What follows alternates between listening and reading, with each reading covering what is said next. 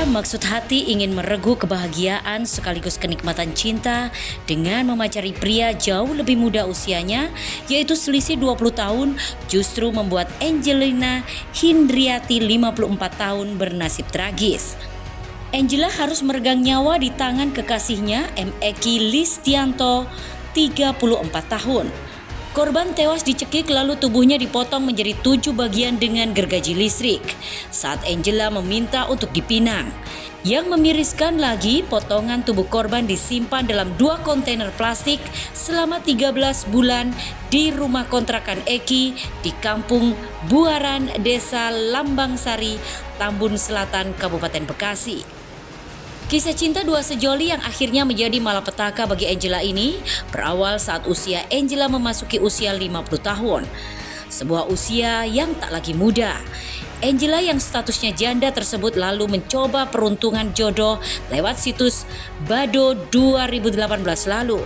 Dari sanalah Angela dan Eki yang saat itu masih berusia 30 tahun tumbuh bulir-bulir cinta. Menurut Turyono, 58 tahun kakak Angela, adiknya sudah sejak 2018 memang kerap berjalan dengan Eki yang saat itu dikenalnya orangnya santun. Bahkan Eki kerap main ke apartemen Angela. Namun kepada polisi, Eki mengaku mulai menjalin hubungan dengan Angela baru Juni 2021. Seperti diketahui di 2018, anak tunggal Angela, Ana Laksita 15 tahun, tewas terjun dari lantai 33 apartemen yang ditinggalinya, diduga depresi mikiri ujian akhir SMP. Namun Turyono meyakini kejadian keponakannya yang dikenal pintar hingga senekat itu ada kaitannya dengan tersangka Eki. Nah, sejak 2018 itulah Angela dan Eki kerap berkomunikasi dan bertemu sampai akhirnya Angela dilaporkan hilang kontak oleh keluarga pada 24 Juni 2019. Turyono sempat menemui Eki di Stasiun Gambir, Jakarta Pusat saat proses pencarian Angela. Keluarga menemui Eki usai mendapatkan informasi dari teman Angela yang sama-sama bekerja di supermarket Superindo. Ketika itu Eki mengaku tidak mengetahui keberadaan Angela. Bahkan Eki juga beralasan sedang mencari Angela. Keluarga juga telah melaporkan hilangnya Angela ke Polsek Setiabudi Jakarta dan Polda Jabar karena hilangnya Angela saat perjalanan pulang dari Bandung ke Jakarta sendirian usai melakukan kontrol Superindo cabang Bandung.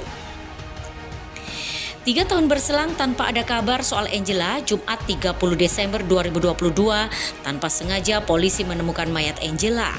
Menurut Kabid Humas Polda Metro Jaya, Kombes Endra Sulpan, pihaknya ketika itu menindaklanjuti laporan orang hilang dari Polsek Bantar Gebang. Eki dilaporkan oleh istrinya Aca 34 tahun tiba-tiba hilang sejak Jumat 23 Desember 2022 usai pamit pergi ke ATM Bank.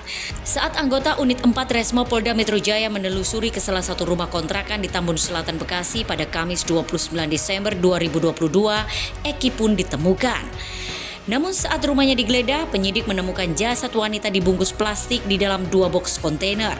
Yang ternyata jasad tersebut adalah Angela. Saat Eki diamankan polisi, pelaku sedang bersama kekasih barunya menaiki mobil dan siap-siap mau melarikan saat tahu rumah kontrakannya digeledah polisi.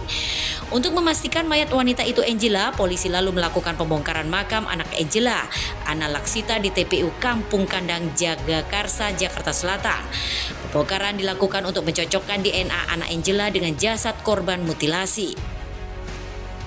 Hasil kolaborasi antara kedokteran forensik Rumah Sakit Bayangkara Sukanto dan Laboratorium Forensik Polri mengindikasikan bahwa korban adalah terkonfirmasi atas nama Angela Hindriati, 54 tahun, ujar Kombes Hengki Haryadi di Reskrimum Polda Metro Jaya ke awak media. Eki membunuh Angela pada November 2021 dan memotong-motong tubuhnya sepekan kemudian. Artinya sejak membunuh Angela, Eki hidup dan tinggal bersama jasadnya selama 1 tahun 1 bulan. Namun berdasarkan hasil penyelidikan, Eki selama ini kerap menempati kontrakan jika sedang tidak tidur di rumahnya bersama keluarga. Eki menyamarkan bau mayat menggunakan bubuk kopi yang dituangkan ke beberapa mangkuk, lalu meletakkannya di ventilasi dan sudut-sudut rumah kontrakannya. Menariknya lagi pemirsa, ternyata selama menghilang, Angela ternyata berpindah tinggal di apartemen Kalibata City, Jakarta Selatan. Kepada polisi, Eki mengelak tahu akan keberadaan kekasih gelapnya. Eki baru mengetahui Angela di apartemen Kalibata City pada 2021. Sejak saat itu, Eki pun kerap berkunjung ke tempat tinggal baru Angela. Kecurigaan muncul karena Eki diduga telah mengambil unit apartemen milik Angela. Ini terjadi saat Turyono menemui Eki di stasiun Gambir pada 2019. Pelaku sempat berbicara ke Turyono kalau pertemuan terakhir dengan Angela saat keduanya membahas transaksi apartemen pada Maret. Dia mengaku beli apartemen dan katanya membayar 750 hingga 850 juta rupiah. Padahal sebelumnya cerita Turyono, Eki sempat meminjam uang ke adiknya untuk bayar pajak mobil dan perbaikan mobil.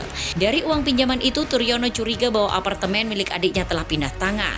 Sebab ada lembar transaksi dan surat pernyataan, namun tanda tangan dalam lembaran tersebut diduga palsu.